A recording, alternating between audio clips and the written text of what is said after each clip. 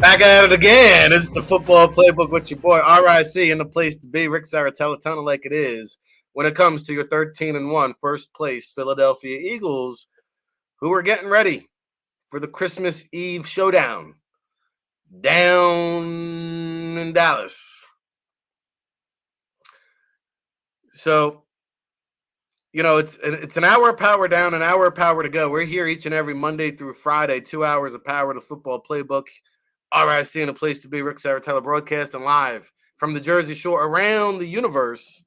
And usually halfway through the show, we tend to get into the roll call.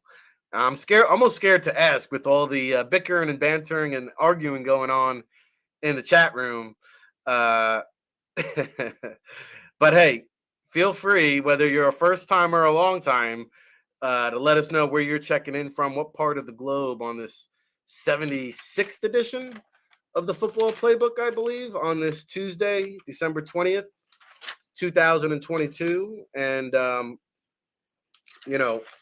I wanted to explain to you why this is going to be more costly for Jalen Hurts than it is the Philadelphia Eagles. But first, let me just circle back to Gardner Minshew. You guys want to know, how is the offense going to be run? What is Shane Steichen going to do differently? Well, you've got to adapt and adjust to a guy who's not as mobile, who's not as agile. Minshew can move around a little bit and extend plays if needed, but he's not going to beat you with his feet like Jalen Hurts. So what you're going to see, I believe, and I saw, has Dallas Goedert officially been activated? I saw in the chat room. Thank you. What you're going to see, especially with the return of Goedert, more 12 and 13 personnel sets, I believe.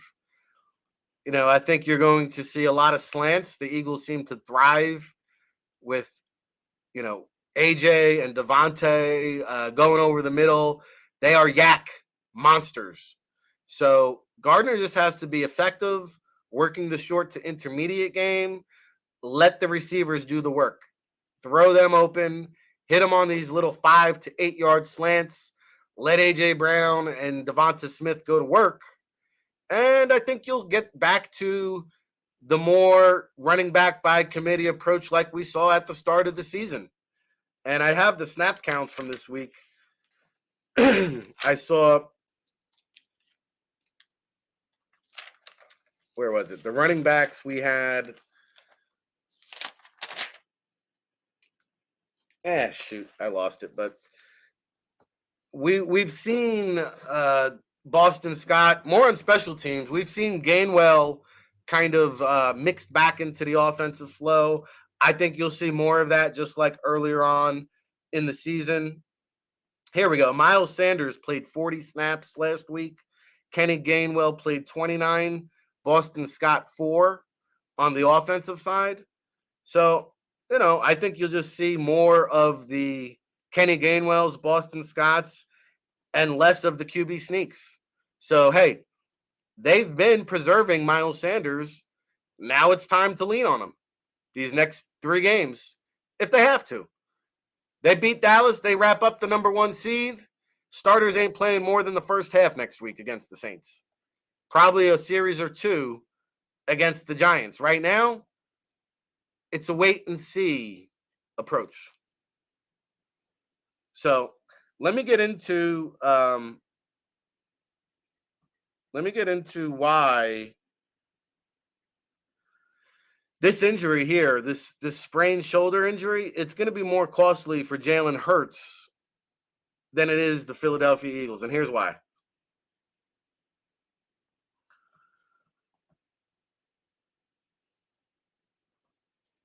When you take a look at what this means to the bigger picture,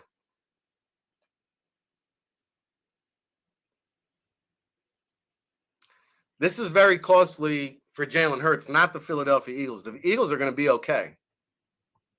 Eagles are going to be okay. Shane Steichen, somebody keeps asking, JM is from the Chargers.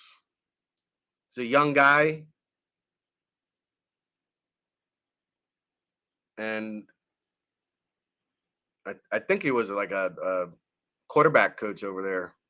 Not sure off the top of my head. Both Steichen and Gannon, I believe, first-time coordinators. Gannon was a DB coach. So here's the deal, guys. In a way, the ultimate blessing in disguise and best case scenario for the Eagles organization, okay, is that Howie Roseman, the front office, they're going to be very skeptical now to pay Jalen Hurts $40 to $50 million a year. That's the reality. And, I was watching Tone and Johnny Mack last night, and John McMullen brought Steve Young into the conversation. And he wanted to bring up the fact that dual threat quarterbacks don't win Super Bowls, but then everybody wants to move the goalposts. Steve Young was a quote unquote dual threat. He won a Super Bowl. I get the logic. I think it's more of the exception. But I was alive. I remember Steve Young. Steve Young, he was a great scrambler. And he was a run only when needed runner. We didn't have all these RPOs and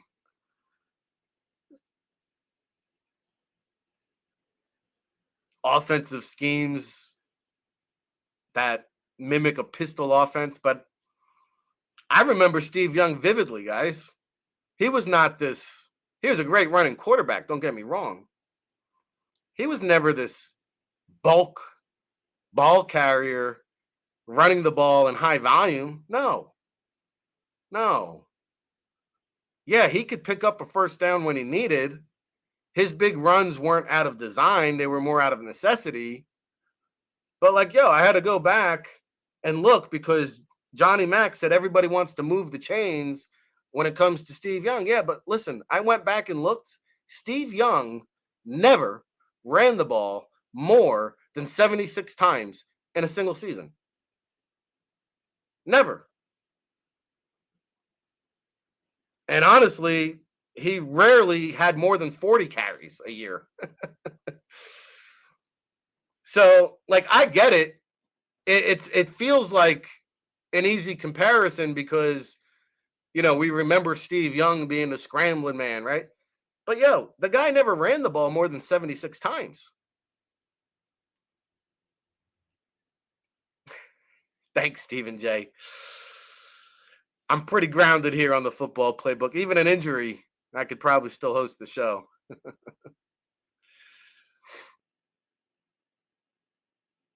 4,300 yards Steve Young had. How many years did he play? You're missing the boat. My point is, Jalen Hurts has 156 carries just this year alone. Patrick Mahomes, I hear the argument, well, Patrick Mahomes, he's a dual threat, but yet Jalen, he doesn't get the same respect.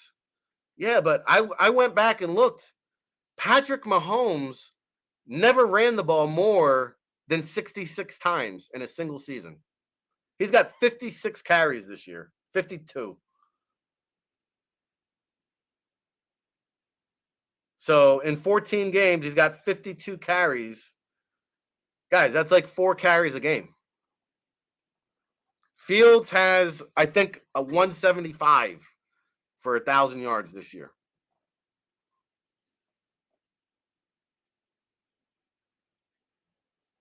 So here's the deal. Jalen, dual threat quarterbacks tend to get injured. And when they sit at that bargaining table, they're going to point to Kyler Murray, whose carries, remember that leg injury he had a couple years back?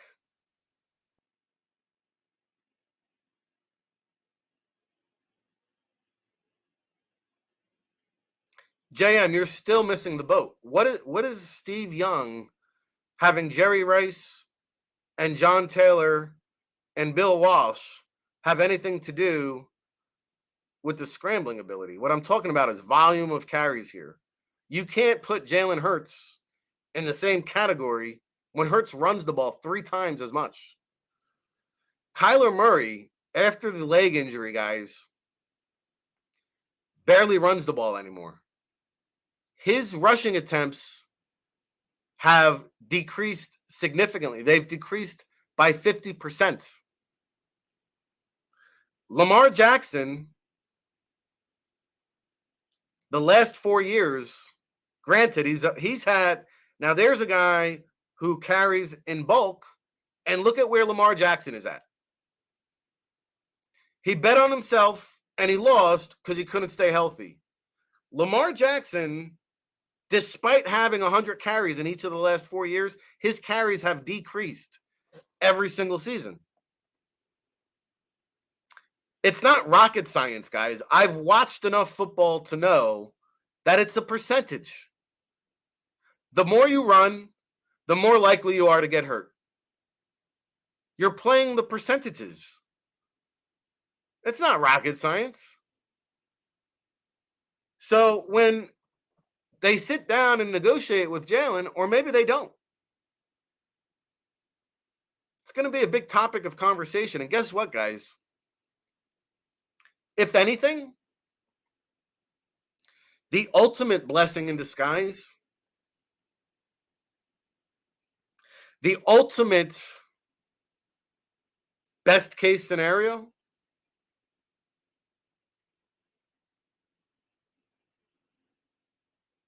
is that this is an injury that squashes all the extension talks.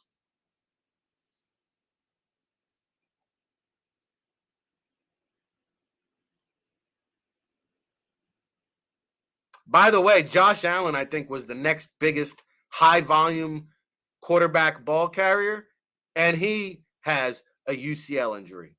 He's got 109 carries. He's the only one that comes close, aside from Justin Fields. And Fields is all banged up. Justin Fields will have a very short shelf life if he continues to play that recklessly. Now, the Bears got to find him some O-line help. Bears got to find him some weapons.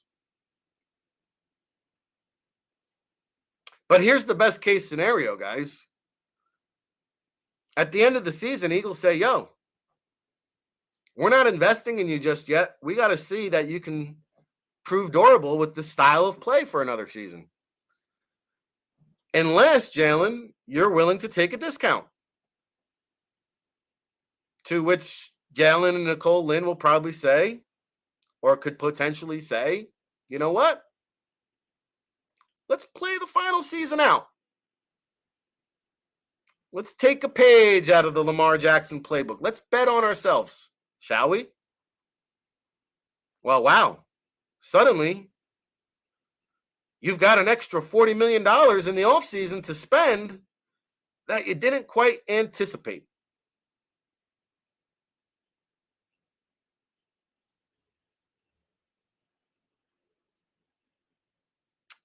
Brandon Katz, that's a dumb take. If the Eagles don't pay Hurts because of the injury, then Hurts doesn't run next year, and the Eagles won't be very good. That's a losing situation for Philly. Jalen Hurts is who he is. This is year 3 of the Jalen Hurts experiment. If you think his game is going to change drastically, you're wrong. And if it does, he won't be as effective. Go see Kyler Murray. Go see RG3 post-injury.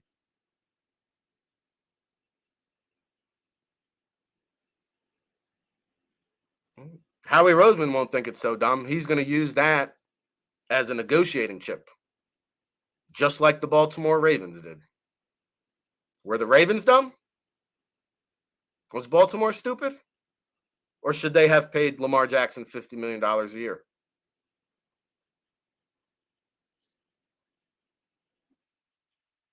If you don't think this has a significant impact in negotiations, you're mistaken. It absolutely does. And part of it will be determined on how it all plays out.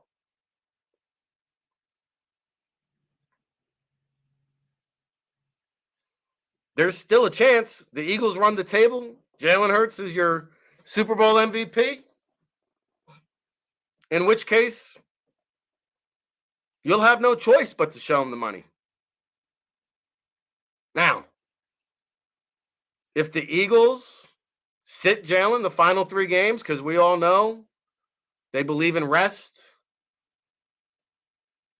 comes out rusty after a month off,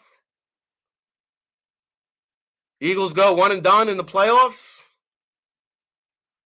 I don't see an extension for Jalen Hurts in this offseason. What are you paying for? That's how these negotiations go down. Pretty cutthroat. And they're going to say exactly what TK is saying in the chat. Why am I going to pay him next year if he couldn't stay healthy this year? Show me. And that now is going to become the stigma due to the style of play, William Birney. And that's the facts of life. That's just what it is, guys.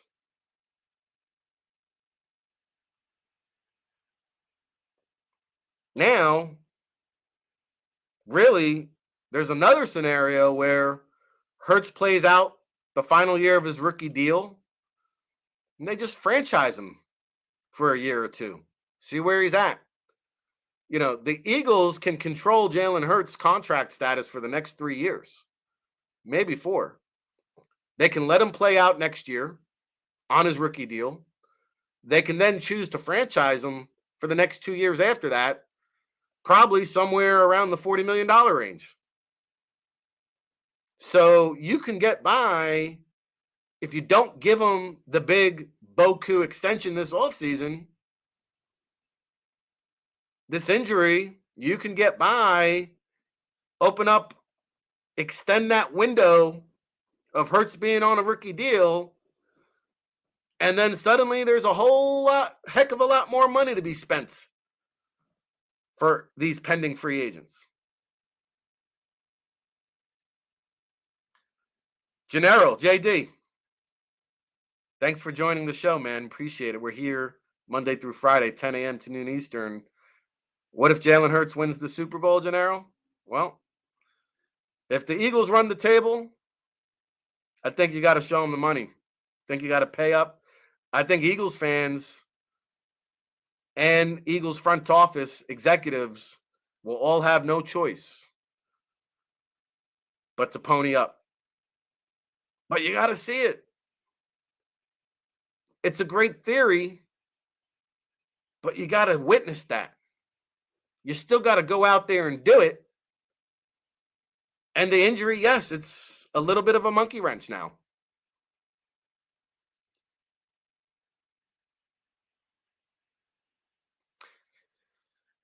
Jalen won't use it as an excuse, but the Eagles will if they lose at the negotiating table. Facts of life.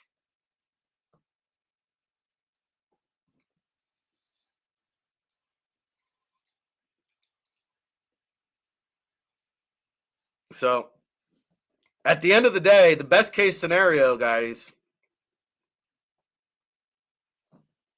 the injury makes Roseman queasy.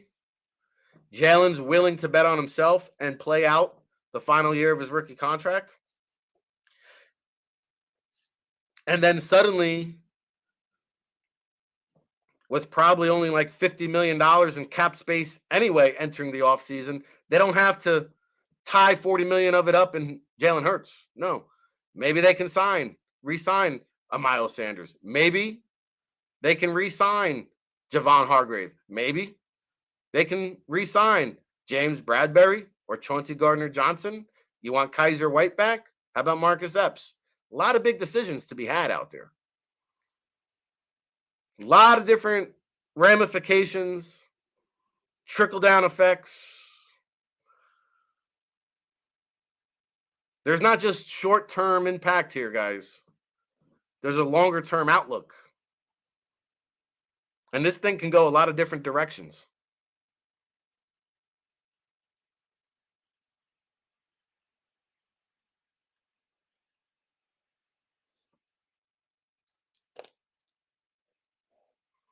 I sat up here, you guys don't remember, I sat up here and said the same thing about Josh Allen. Same thing. Except Josh is not the brightest bulb on the planet. At least Jalen, I do acknowledge, for the most part, he does understand how to avoid big hits most of the time, but they are inevitable. But that's the thing, is like, the argument always was, until yesterday, that Jalen's so smart. He rolls off of the hits. He bench presses. He squats 600 pounds. He's just like Russell Wilson. He knows how to roll with the hits. That was always the argument. That was what all of you sat here and said in the chat room, because that's the baloney that Ric Serritella fed you in the press conferences. That's what all the media wrote. You guys took it hook, line, and sinker. But now, that's not the situation anymore. Today, it's the play calling. Today, the Eagles should have been more conscious. They should have knew that it's cold weather. Can't have it all. You can't have it all ways, guys. Josh Allen is reckless. Jalen Hurts at least has a brain and tries to minimize impact hits. Josh Allen doesn't care. That's what got Carson Wentz hurt. So there's a mindset, there's a style of play, then there's a mindset that goes along with it. That's what separates the two. Remember, he talks about being a triple threat: passing ability, rushing ability, mental ability.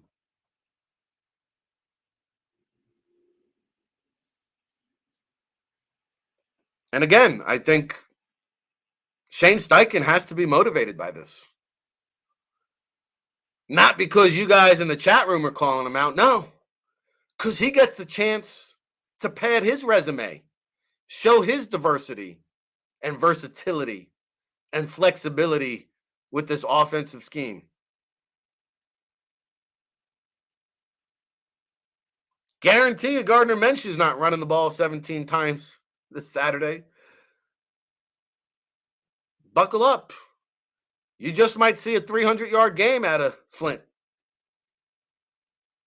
because they're going to be blitzing. There's going to probably be some zero coverage looks. Probably going to be some one-on-one matchups to be had. And, oh, by the way, you're getting Dallas Goedert back.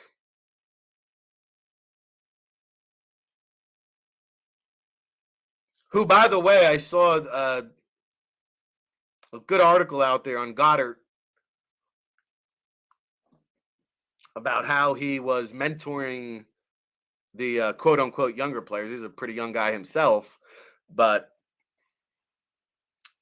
I saw him mention not Zach Ertz, but Richard Rodgers as his mentor when he came into the league. Said Richard Rodgers passed along almost every secret that he had, and he remembers that for his rookie season. And he said, when he got hurt, he really wanted to make it a point to pass it forward and educate and regulate some of the guys like a Jack Stoll and Grant Calcaterra and Tyree Jackson, who, by the way,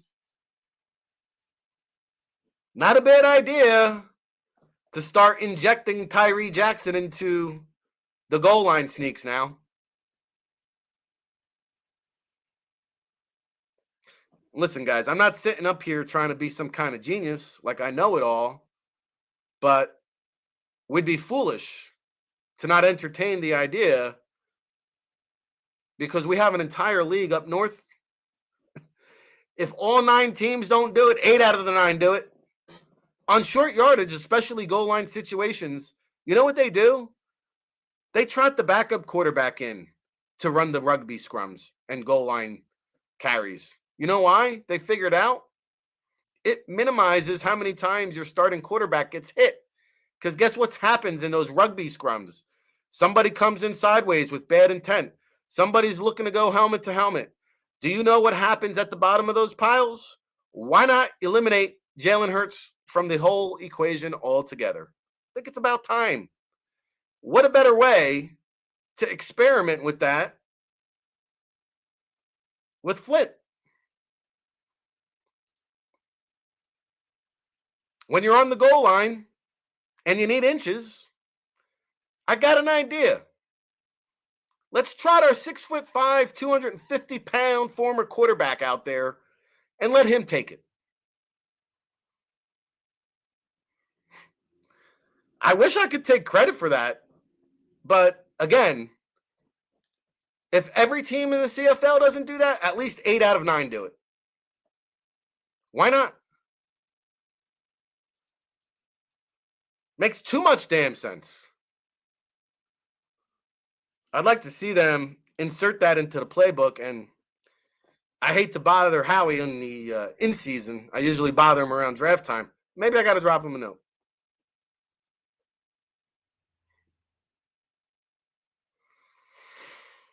One other thing about the playbook I want to kind of elaborate and give my 2 cents on, because I know Steichen is suddenly under scrutiny and we're, making a big deal. Hey, Richard Rosani, would it have made a difference if he was in the pocket or running and got hurt the same way? I think that argument is missing my point, guys. Because I see what you're saying. I'm trying to understand the logic. Okay, yeah, pocket passing quarterbacks do get hurt too. My point is, guys, I've watched a lot of football. It's a percentage thing, right? So when you have an RPO predicated offense, when you run the ball 3 times more than, say, Steve Young, you're 3 times more likely to get it. Well, I wouldn't say you're 3 times more likely, but the odds increase, right? If I punch you in the face 10 times instead of 3 times, well, it's probably going to impact you more. That's what my point is, guys. It has nothing to do whether you're a dual threat, a pocket passer. It's more of like the modern day quarterback. I just sat here and told you the Joe Burrows of the world are about to be extinct. They're about to be the exception to the rule. And almost every team will have a quote unquote dual threat quarterback. And if you noticed, almost every team at some point this season is going to have to rely on their backup quarterback. That's a byproduct of how the NFL has evolved. That's a byproduct of the modern day offense. That's a byproduct of the modern day quarterback. The NFL is evolving, and the Eagles are a prime example of that. Now it's the Eagles' turn to adapt and adjust, just like the Cowboys did with Cooper Rush and went, 4-0, 5-1, whatever the case might be. Every team deals with it.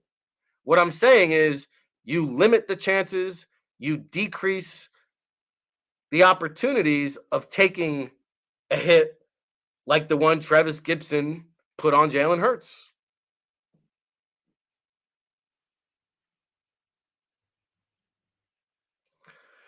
The one other thing I'll talk about when it comes to the playbook, and I agree. I think that the screen passes to Quez Watkins, it's time to do away with them, but I don't necessarily deem them useless. You know why, guys?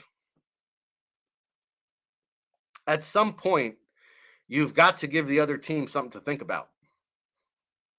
At some point, you've got to start doing something differently or put something else on film to make teams go and study.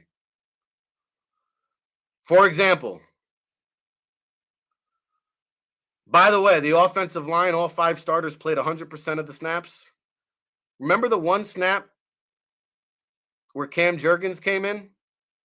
You remember what they did there?